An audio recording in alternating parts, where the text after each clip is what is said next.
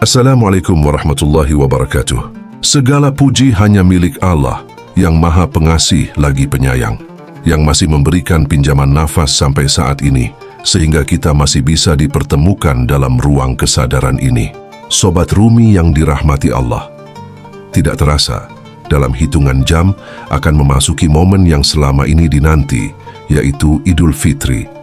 Setelah 1 bulan lamanya berpuasa, menahan lapar, dahaga, dan segala yang membatalkan lahir maupun batin, perjalanan itu kini sampai pada sebuah gerbang yang oleh banyak orang disebut sebagai hari kemenangan. Namun dalam pandangan yang lebih dalam, ini bukan sekadar akhir dari Ramadan, melainkan awal dari sebuah kehidupan yang baru. Selama 1 bulan, tubuh dilatih untuk menahan. Lisan dijaga dari kata-kata yang sia-sia, hati diajak untuk lebih peka. Namun pertanyaannya, apakah semua itu hanya berhenti pada ritual? Ataukah ada sesuatu yang lebih dalam yang sedang dipersiapkan? Sesuatu yang tidak terlihat oleh mata, tapi terasa oleh jiwa. Idul Fitri sering dimaknai sebagai kembali ke fitrah, kembali suci. Seolah-olah manusia kembali seperti bayi yang baru lahir, bersih, tanpa dosa, tanpa beban. Namun dalam tasawuf, makna ini tidak berhenti pada simbol. Karena kesucian bukan hanya tentang diampuni, tapi tentang kembali pada hakikat, kembali pada fitrah, yaitu keadaan asli sebelum hati dipenuhi oleh ego, keinginan, dan keterikatan dunia. Disinilah sebuah pertanyaan muncul. Apakah mungkin seseorang benar-benar kembali suci jika ego di dalam dirinya masih tetap hidup? Jika rasa ingin dipuji masih ada? Jika kesombongan masih tersembunyi? Jika hati masih mudah terluka oleh dunia, maka mungkin yang berubah hanya keadaan luar, tapi belum menyentuh bagian terdalam dari diri. Para sufi sejak dahulu telah mengingatkan tentang sebuah rahasia besar dalam perjalanan hidup manusia. Sebuah kalimat sederhana, namun mengandung makna yang sangat dalam. Seperti yang disampaikan oleh Jalaluddin Rumi, matilah sebelum engkau mati agar engkau benar-benar hidup. Kalimat ini bukan tentang kematian jasad, bukan tentang akhir dari kehidupan, tapi tentang sebuah proses di mana sesuatu dalam diri harus dilepaskan, harus dihentikan, bahkan harus dimatikan, sebelum kematian yang sebenarnya datang menjemput. Yang dimaksud mati di sini adalah mati dari ego, mati dari rasa aku, mati dari keinginan untuk selalu menjadi pusat. Karena selama ego itu masih hidup, selama itu pula manusia akan terus terikat. Terikat pada pujian, pada penilaian, pada rasa takut kehilangan, dan pada ilusi dunia yang tidak pernah benar-benar memuaskan. Maka puasa yang dijalani selama Ramadan sejatinya bukan hanya menahan lapar dan haus, tapi sebuah latihan perlahan untuk melemahkan ego. Setiap rasa lapar yang ditahan, setiap amarah yang diredam, setiap keinginan yang tidak dituruti, itu semua adalah proses menuju kematian kecil, kematian dari nafsu yang selama ini menguasai. Dan ketika Idul Fitri tiba, sejatinya bukan hanya hari kembali makan dan minum, tapi simbol dari sebuah kelahiran jiwa yang telah melewati proses pembersihan. Namun kelahiran ini hanya benar-benar terjadi jika selama perjalanan itu ada bagian dari diri yang benar-benar telah mati, karena tanpa kematian itu tidak akan ada kelahiran. Inilah makna terdalam dari hidup fitri dalam tasawuf. Bukan sekadar kembali suci, tapi lahir kembali dalam kesadaran yang baru. Kesadaran yang tidak lagi dikendalikan oleh ego, tapi dipenuhi oleh kehadiran Allah dalam setiap detak kehidupan. Maka Idul Fitri bukanlah akhir dari perjalanan, melainkan awal dari sebuah kehidupan yang sesungguhnya. Kehidupan yang dimulai setelah seseorang berani mati, sebelum benar-benar mati, memasuki makna yang lebih dalam. Hidup fitri bukan sekadar istilah yang diucapkan saat Idul Fitri tiba. Ia bukan hanya ucapan maaf, bukan hanya pakaian baru, dan bukan pula sekadar kembali pada kebiasaan lama setelah sebulan berpuasa. Dalam tasawuf, hidup fitri adalah sebuah keadaan batin, sebuah kondisi jiwa yang telah kembali kepada asalnya, kepada kemurnian yang sejati. Hidup fitri adalah saat hati tidak lagi dipenuhi oleh beban-beban lama. Tidak ada lagi dendam yang disimpan, tidak ada lagi iri yang tersembunyi, tidak ada lagi keinginan untuk merasa lebih tinggi dari yang lain. Yang tersisa hanyalah ketenangan, kejernihan, dan kesadaran yang lembut bahwa segala sesuatu berasal dari Allah dan akan kembali kepada Allah. Keadaan ini bukan sesuatu yang datang begitu saja. Ia bukan hadiah instan hanya karena telah menjalankan puasa selama 1 bulan. Hidup fitri adalah hasil dari sebuah perjalanan batin. Perjalanan yang sering kali sunyi, tidak terlihat, dan hanya dirasakan oleh diri sendiri. Perjalanan untuk mengenali, lalu melepaskan segala hal yang selama ini menutupi cahaya dalam hati. Dalam keseharian banyak yang mengira bahwa hidup adalah tentang mengumpulkan harta, pengakuan, dan pencapaian. Namun hidup fitri justru kebalikannya. Ia adalah tentang melepaskan kelekatan, melepaskan luka, melepaskan identitas palsu yang selama ini dibangun untuk diterima oleh dunia. Karena sejatinya, yang membuat hati menjadi gelap bukanlah dunia itu sendiri, melainkan keterikatan yang berlebihan terhadap dunia. Ketika hati terlalu bergantung pada sesuatu yang fana, maka disitulah kegelisahan mulai tumbuh, dan selama itu pula manusia menjauh dari fitrahnya. Hidup fitri mengajak kembali pada kesederhanaan yang hakiki. Bukan sederhana dalam arti kekurangan, tetapi sederhana dalam rasa. Tidak berlebihan dalam keinginan, tidak larut dalam kesedihan, dan tidak terbang tinggi dalam pujian. Semua terasa cukup, karena hati telah menemukan pusatnya. Seperti yang diisyaratkan oleh Jalaluddin Rumi, bahwa apa yang dicari di luar sebenarnya telah ada di dalam, namun selama hati masih tertutup oleh ego, maka kebenaran itu tidak akan terlihat. Hidup fitri adalah saat tabir itu mulai tersingkap dan cahaya itu kembali menyinari. Maka hidup fitri bukan hanya tentang menjadi baik di hadapan manusia, tapi tentang kembali jujur di hadapan Allah, kembali menjadi diri yang tidak dibuat-buat, tidak dipaksakan, tidak ditutupi oleh topeng-topeng dunia. Dan ketika seseorang benar-benar sampai pada titik ini, maka hidup tidak lagi terasa berat. Bukan karena tidak ada masalah, tapi karena hati tidak lagi melawan apa yang terjadi.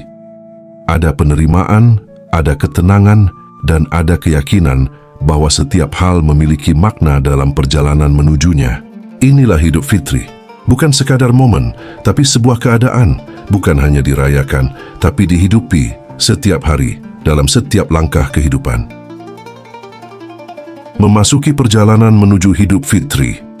Ini bukan jalan yang instan, bukan pula sesuatu yang terjadi hanya karena waktu telah berganti. Ia adalah proses yang dalam, perlahan, dan seringkali tidak nyaman. Karena yang dihadapi bukan dunia luar, melainkan diri sendiri. Tahap pertama adalah menyadari diri yang palsu. Sebuah kesadaran yang tidak selalu mudah diterima.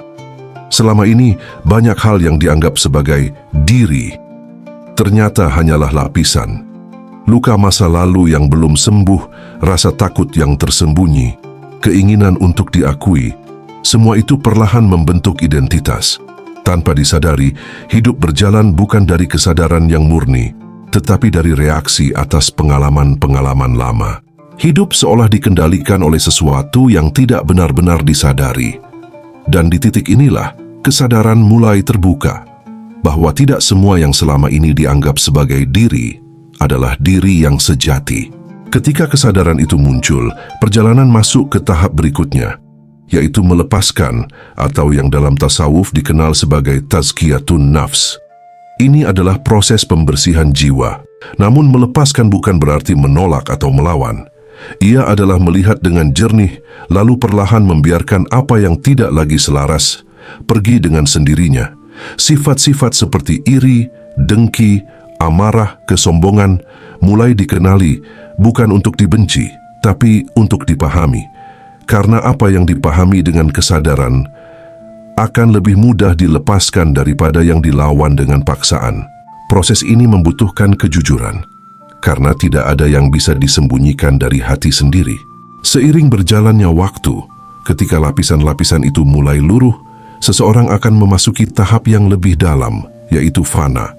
Sebuah keadaan di mana diri yang selama ini terasa begitu kuat, perlahan melebur, bukan hilang secara fisik, tapi hilang dalam rasa kepemilikan. Tidak lagi merasa paling benar, tidak lagi merasa paling tahu, tidak lagi merasa sebagai pusat dari segala sesuatu. Yang tersisa hanyalah kesadaran bahwa semua berasal dari Allah dan berjalan sesuai kehendaknya. Dalam keadaan ini, hidup tidak lagi digerakkan oleh ego, tapi oleh ketundukan yang tulus. Apa yang diungkapkan oleh Jalaluddin Rumi tentang mati sebelum mati menemukan maknanya di sini, karena fana adalah bentuk dari kematian itu, kematian dari ego, kematian dari aku yang selama ini membatasi. Dan meskipun terasa seperti kehilangan, justru disitulah kebebasan mulai muncul. Namun perjalanan tidak berhenti di sana. Setelah fana, ada tahap yang disebut baka, sebuah keadaan di mana seseorang hidup kembali, namun bukan sebagai diri yang lama. Ini adalah kehidupan dengan kesadaran yang baru, kesadaran yang lebih luas, lebih tenang, dan tidak lagi terikat. Dunia tetap dijalani, aktivitas tetap dilakukan, namun ada perbedaan yang sangat mendasar. Tidak ada lagi keterikatan yang membebani, tidak ada lagi pencarian yang gelisah. Semua dijalani dengan kehadiran, dengan rasa cukup, dan dengan keyakinan yang dalam kepada Allah. Di tahap ini, hidup menjadi sederhana, namun penuh makna. Tidak lagi mengejar dunia dengan penuh ambisi, tapi juga tidak menolak dunia. Semuanya berada dalam keseimbangan. Hati tidak lagi mudah goyah, karena telah menemukan pusatnya. Inilah proses menuju hidup fitri. Sebuah perjalanan dari kesadaran yang sempit menuju kesadaran yang luas. Dari diri yang penuh beban, menuju jiwa yang ringan. Dari ego yang menguasai, menuju ketundukan yang membebaskan. Dan pada akhirnya, hidup fitri bukanlah sesuatu yang datang di akhir perjalanan. Ia justru mulai terasa di setiap langkah ketika proses itu dijalani dengan kesadaran. Memasuki pemahaman yang lebih dalam, ketika seseorang telah melalui proses itu, menyadari, melepaskan, melebur, lalu hidup kembali, maka akan tampak perubahan yang tidak selalu terlihat oleh mata, tetapi sangat terasa dalam kehadiran. Inilah ciri-ciri orang yang telah hidup dalam keadaan fitri, bukan dari apa yang diucapkan, tapi dari bagaimana hati itu merespons kehidupan. Ciri pertama, hati tidak lagi mudah tersinggung, bukan karena tidak memiliki perasaan, tetapi karena tidak lagi menjadikan diri sebagai pusat dari segala sesuatu. Ketika ada ucapan yang tidak sesuai atau perlakuan yang tidak menyenangkan, tidak lagi langsung bereaksi. Ada ruang di dalam hati, ruang yang cukup luas untuk memahami, bukan sekadar membalas. Karena yang telah hidup dalam keadaan fitri, tidak sibuk mempertahankan ego yang sebenarnya sudah tidak lagi berkuasa. Ciri berikutnya, tidak bergantung pada penilaian manusia. Pujian tidak membuatnya terbang tinggi, dan celaan tidak menjatuhkannya ke dalam kegelapan. Bukan karena tidak peduli, tetapi karena telah menemukan nilai dirinya bukan dari luar, melainkan dari kedekatan dengan Allah. Apa yang dilakukan tidak lagi untuk dilihat, tapi sebagai bentuk pengabdian yang sunyi. Lalu, hatinya tenang, bahkan dalam keadaan yang tidak tenang, hidup tetap memberikan ujian, kehilangan, kegagalan, ketidakpastian, semua itu tetap datang silih berganti. Namun ada sesuatu yang berbeda, tidak ada lagi perlawanan yang berlebihan, tidak ada lagi pertanyaan, mengapa ini terjadi? Yang ada adalah penerimaan, bahwa segala sesuatu berjalan dalam kehendak Allah. Dari penerimaan itulah, ketenangan lahir, bukan karena keadaan yang berubah, tapi karena cara memandang yang telah berbeda. Orang yang hidup dalam keadaan fitri juga melihat segala sesuatu dengan kejernihan. Tidak lagi terjebak pada permukaan. Dalam setiap kejadian, selalu ada makna. Dalam setiap pertemuan, selalu ada pelajaran. Dunia tidak lagi dilihat sebagai tempat untuk dikuasai, tetapi sebagai jalan untuk mengenal Allah lebih dalam. Bahkan hal-hal kecil menjadi terasa bermakna. seperti yang pernah diisyaratkan oleh Jalaluddin Rumi, bahwa ketika hati telah bersih, maka yang terlihat di mana-mana bukan lagi bentuk, tetapi makna. Bukan lagi peristiwa, tetapi pesan yang tersembunyi di baliknya. Ciri lainnya, hidup menjadi sederhana, namun bukan berarti kekurangan. Kesederhanaan ini lahir dari rasa cukup. Tidak lagi didorong oleh keinginan yang tidak ada habisnya. Apa yang ada disyukuri, apa yang belum ada tidak menjadi beban. Ada kelapangan dalam menerima dan ada keikhlasan dalam menjalani. Dan yang paling dalam adalah hilangnya rasa takut yang berlebihan terhadap dunia. Bukan berarti menjadi tidak waspada, tetapi tidak lagi hidup dalam bayang-bayang kehilangan. Karena telah memahami bahwa tidak ada yang benar-benar dimiliki. Semua hanyalah titipan yang datang dan pergi sesuai kehendaknya. Inilah tanda-tanda hidup fitri, sebuah keadaan di mana seseorang tidak lagi hidup dari luka, dari ego, atau dari ketakutan, tapi hidup dari kesadaran, dari ketenangan, dan dari kedekatan dengan Allah. Dan ketika sampai pada titik ini, hidup tidak lagi terasa sebagai beban yang harus dipikul, melainkan sebagai perjalanan yang dijalani dengan penuh makna. Pada akhirnya hidup fitri bukanlah sekadar tujuan yang ingin dicapai, melainkan sebuah keadaan yang terus dijaga. Ia bukan hanya hadir di satu momen, tetapi dihidupi dalam setiap langkah, dalam setiap pilihan, dalam setiap cara memandang kehidupan. Perjalanan menuju fitrah bukan tentang menjadi sempurna, tetapi tentang menjadi sadar. Sadar ketika ego mulai muncul, sadar ketika hati mulai sempit, dan dengan kesadaran itu perlahan kembali. Kembali kepada Allah, kembali kepada kejernihan, kembali kepada diri yang tidak dibebani oleh keakuan. Apa yang telah dilalui selama Ramadan sejatinya adalah latihan. Latihan untuk melemahkan ego, latihan untuk membersihkan hati, dan latihan untuk mengenali bahwa hidup bukan tentang mempertahankan aku, tetapi tentang melepaskan, hingga yang tersisa hanyalah ketenangan dan keikhlasan. Dan kini, ketika Idul Fitri tiba, ini bukan hanya tentang merayakan kemenangan, tetapi tentang menjaga apa yang telah diperjuangkan, menjaga hati agar tetap bersih, menjaga jiwa agar tetap ringan, dan menjaga kesadaran agar tidak kembali tertutup oleh dunia.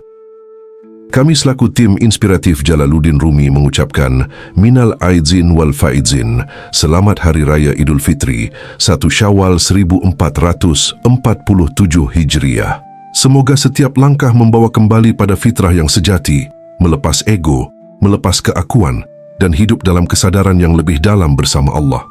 Jika makna ini terasa dan ada niat untuk benar-benar kembali, silakan tuliskan di kolom komentar, aku ingin hidup kembali ke fitri. Semoga perjalanan ini tidak berhenti di sini, tetapi terus berlanjut menuju kehidupan yang lebih tenang, lebih jernih, dan lebih bermakna. Wassalamualaikum warahmatullahi wabarakatuh.